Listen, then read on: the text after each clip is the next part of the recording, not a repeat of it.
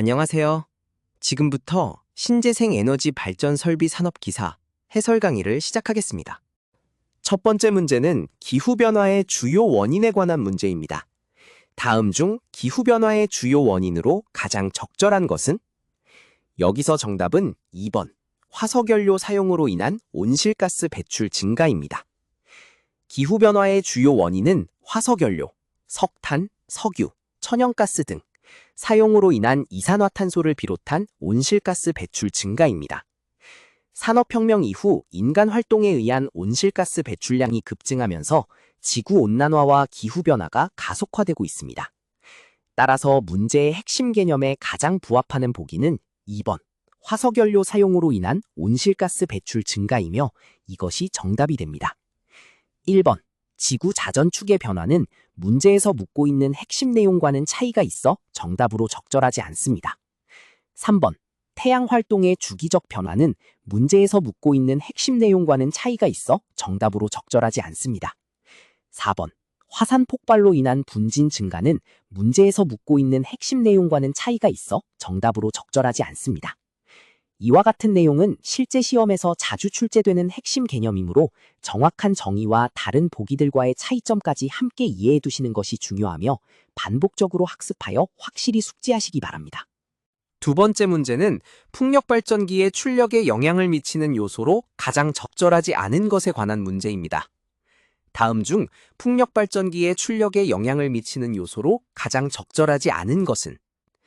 여기서 정답은 4번, 지구 자전 속도입니다.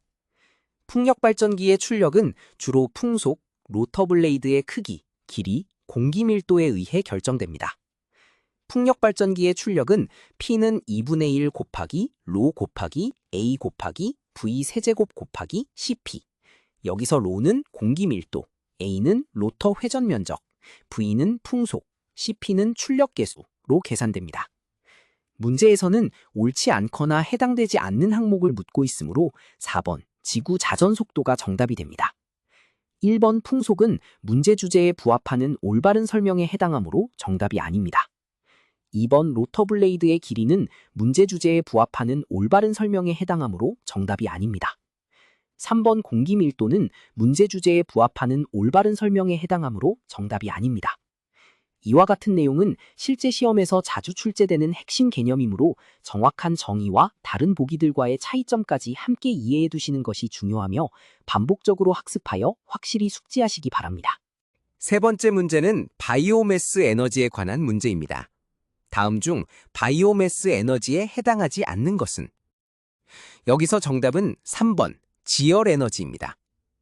바이오매스 에너지는 식물이나 미생물 등의 유기물을 에너지원으로 이용하는 것을 말합니다. 지열 에너지는 지구 내부의 열을 이용하는 에너지로 바이오매스 에너지에 해당하지 않습니다.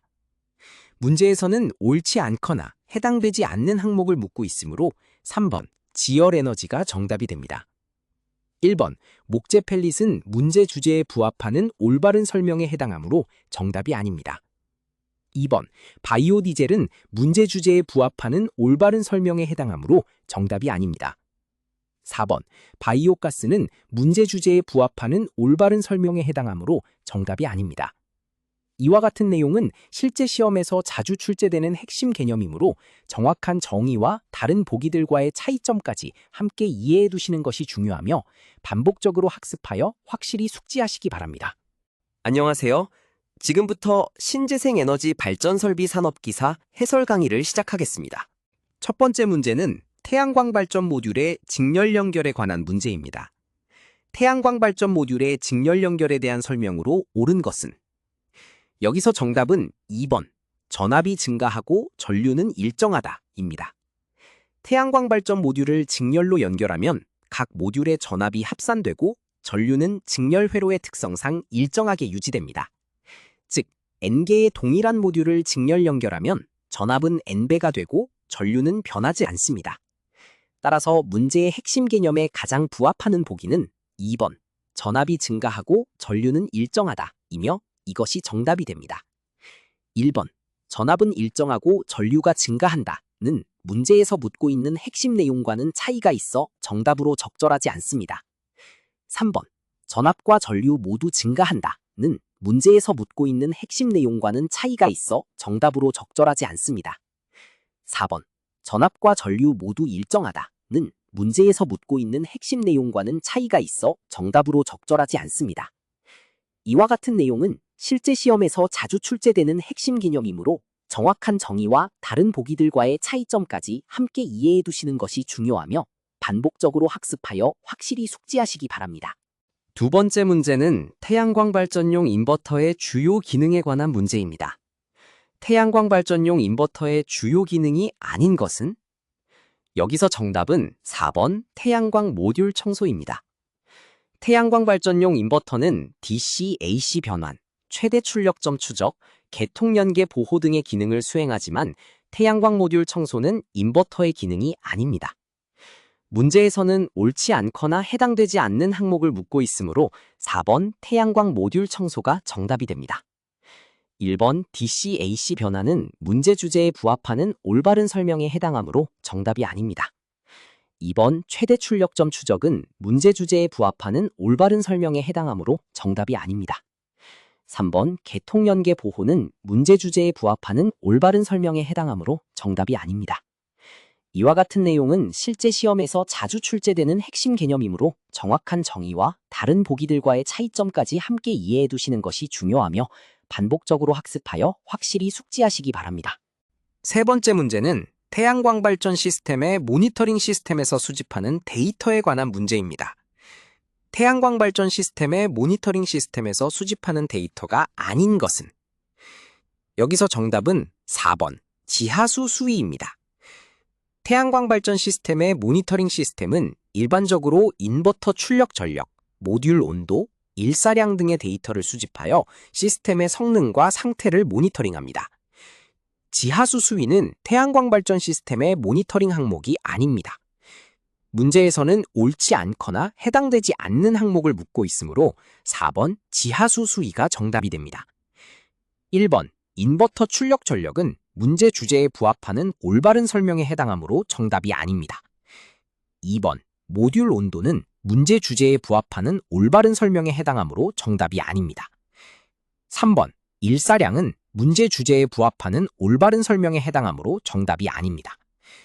이와 같은 내용은 실제 시험에서 자주 출제되는 핵심 개념이므로 정확한 정의와 다른 보기들과의 차이점까지 함께 이해해 두시는 것이 중요하며 반복적으로 학습하여 확실히 숙지하시기 바랍니다.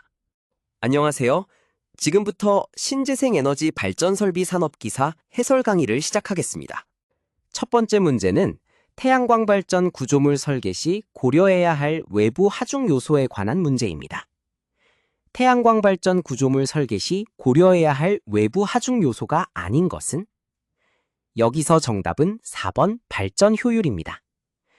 태양광 발전 구조물 설계 시에는 자연 환경에 의한 외부 하중을 고려해야 하며 발전 효율은 구조물에 작용하는 하중 요소가 아닙니다. 문제에서는 옳지 않거나 해당되지 않는 항목을 묻고 있으므로 4번 발전 효율이 정답이 됩니다. 1번 적설 하중은 문제 주제에 부합하는 올바른 설명에 해당하므로 정답이 아닙니다. 2번 풍하중은 문제 주제에 부합하는 올바른 설명에 해당하므로 정답이 아닙니다. 3번 지진 하중은 문제 주제에 부합하는 올바른 설명에 해당하므로 정답이 아닙니다.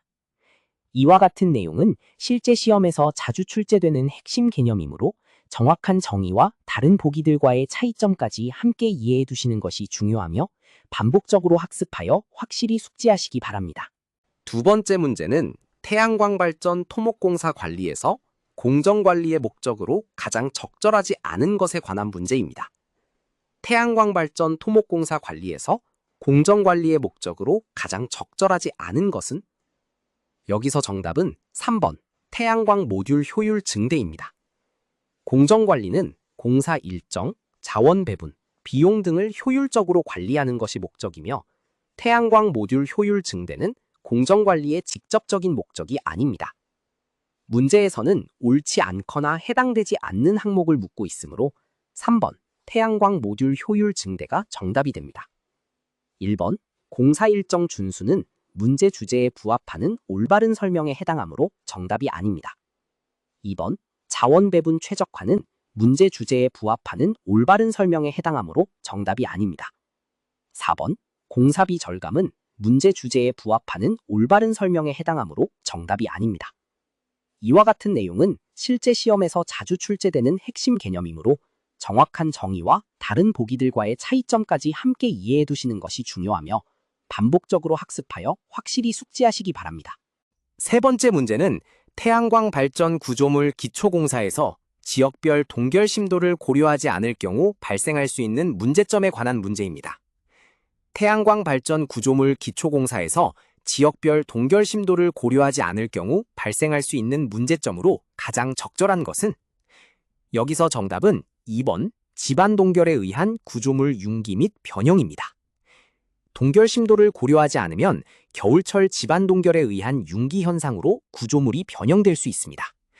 따라서 문제의 핵심 개념에 가장 부합하는 보기는 2번 집안 동결에 의한 구조물 융기 및 변형이며 이것이 정답이 됩니다.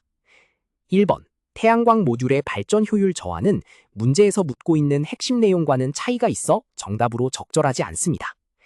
3번 태양광 모듈의 과열로 인한 화재 위험은 문제에서 묻고 있는 핵심 내용과는 차이가 있어 정답으로 적절하지 않습니다. 4번 구조물의 부식 가속화는 문제에서 묻고 있는 핵심 내용과는 차이가 있어 정답으로 적절하지 않습니다.